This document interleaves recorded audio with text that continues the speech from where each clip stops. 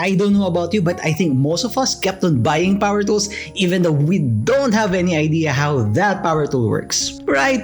Okay, so before you buy another power tool, let's talk about one of the most flexible power tool out there that is very beneficial, especially those who create woodcrafts. It's the belt and disc sander.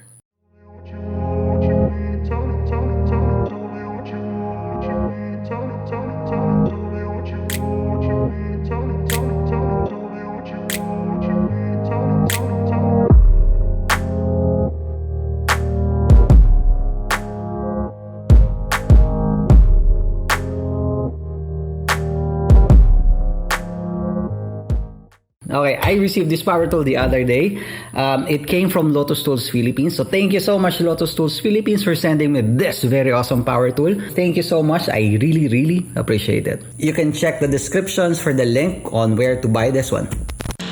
This is the Lotus belt and disc sander with model number LTSB350X. The box was quite big and heavy. This is because the base of the power tool is cast iron. First thing you'll see is the user manual, warranty card, and receipt.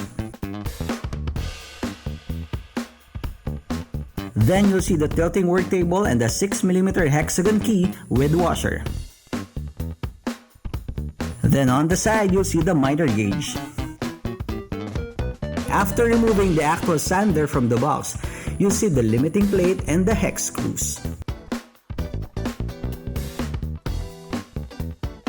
Setting this up is really easy. Let's start with the tilting work table assembly.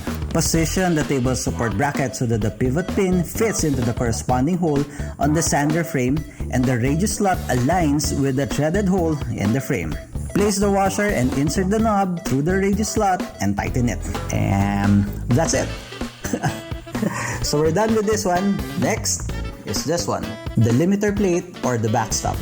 Position the backstop against the belt frame so that the slot aligns with the threaded holes in the frame. Then secure it with 2 hex screws. But take note, remember to leave a gap between the limiting plate and the sanding belt, but it should not be more than 2mm. And we're done. One last thing. Make sure that the sanding belt is in the center of the idler drum. To do this, just turn the tracking knob clockwise to move the belt to the left or turn it counterclockwise to move the belt to the right. Okay, important note, not just with this power tool but with any power tools out there. Before using them, make sure you have your proper PPEs or personal protective equipments. To use the disc sander, always do this on the left side of the disc and not on the right side. If you want more aggressive sanding, do it in the outer part of the disc, otherwise, do it closer to the center. You can use the disc sander to sand your workpieces, do miter sand, and also add a chamfer to your workpieces.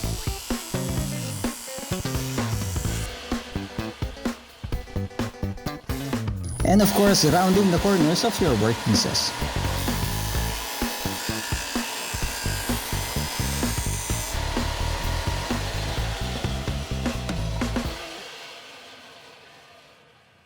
Then for the belt sander, you can put your workpieces flat on the belt or put the piece on its side.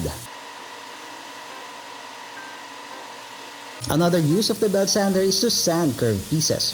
You will use the end part of the sander near the idler drum. This one. Another cool thing with this is you can do vertical sanding as well.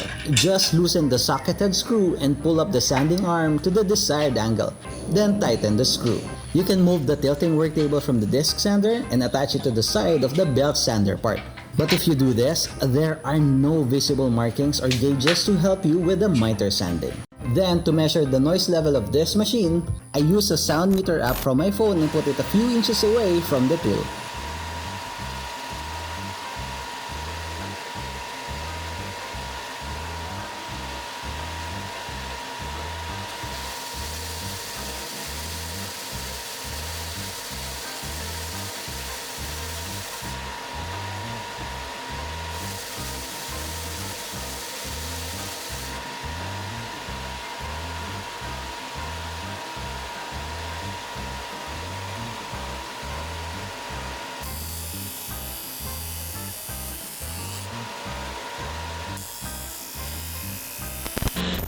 Then if you need to replace the disc, just remove the working tilt table.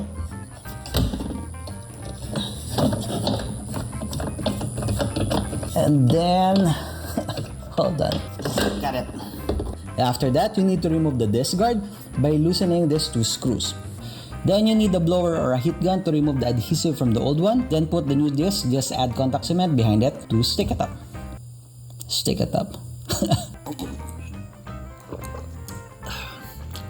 Then if you need to replace the belt, all you have to do is tilt it first in an angle. Then after that one, you have to loosen this back plate or bottom plate. There are 2 screws behind, so use your screwdriver, loosen it. After that one, still in an angle, release the lever. The belt will loosen. See? Okay, always remember to tighten the arm again. And then, after replacing the belt, you have to do the belt tracking. You have to use this knob to make sure that the belt is at the center of the drum, idler drum. Okay, next thing, there are no perfect power tools. Every power tool out there in the market has room for improvement. This one as well. Using the belt sander produces a lot of wood dust. So I'm thinking to improve the dust collection. So I'm thinking the limiting plate or the backstop would have an extension going to the dust part here at the back part. Then for the disc sander, I'm not sure if this disc guard below is connected to the dust port, because whenever I use this one, it produces a lot of wood dust and it just flies over the place. Speaking of dust collection, the dust port for this one is 63 millimeters. It's way too big for the usual dust. It's way too big for the usual vacuum hose. I'm thinking maybe they can include an adapter for this one so that you can plug in your vacuum hose. Another thing, when you do vertical sanding with the sanding belt and then you attach the tilting work table to the sanding arm, there are no visible markings or gauges that you can reference to. Overall, I like it. I love it. This will be really helpful, especially when I do the small wood crafts. Another is the consumables. The belt and the disc are really accessible. You can easily purchase them. They're the standard sizes, so that's very, very good. And another thing, it's not that noisy. Again, if you're interested with this one, I'll put the link in the description below on where you can probably buy this one. And then don't forget to follow Lotus Tools Philippines. And then, of course, don't forget to subscribe and follow my pages and social media accounts. So that's it. Thank you so much for watching. Have a nice day.